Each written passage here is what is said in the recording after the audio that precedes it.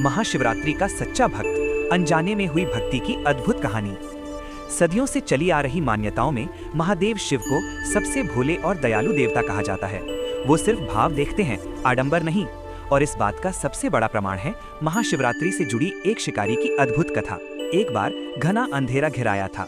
एक गरीब भूखा प्यासा शिकारी शिकार की तलाश में दर दर भटक रहा था। पूरा दिन बीत गया, लेकिन उसकी झोली खाली थी। रात का अंधेरा और जंगली जानवरों का डर। शिकारी एक ऊंचे बेल के पेड़ पर चढ़ गया, इस उम्मीद में कि कोई जानवर पानी पीने आएगा और उसे शिकार मिल जाएगा। शिकारी को पता नहीं था कि जिस पेड़ पर वो बैठा था, ठीक उसी के नीचे एक प्राचीन शिवलिंग था, जो बेल पत्रों और झाड़ियों से ढका हुआ था। और वो रात कोई साधारण रात नहीं थी, वो थी महाशिवरात्रि की पावन रात। पूरी रात जागने के लिए शिकारी एक एक करके बेल की टहनियां और पत्ते तोड़ता रहा और अनजाने में उन्हें नीचे गिराता रहा।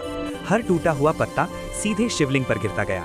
भूखा प्यासा होने के कारण उसका अनायास ही व्रत भी हो गया था, और पत्तों के साथ साथ उसके शरीर से गिरी पसीने की बूंदें भी शिवलिंग पर पड़ी, जो एक पवित्र अभिषेक बन गया। शिकारी ने न कोई मंत्र पढ़ा, न कोई पूजा की, न उसे शिवरात्रि का ज्ञान था, न ही शिवलिंग का।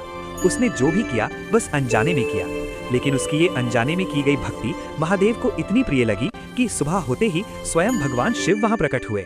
उन्होंने शिकारी को अपनी असली रूप में दर्शन दिए और उसकी अनजाने में हुई भक्ति से प्रसन्न होकर उसे मोक्ष का वरदान दिया।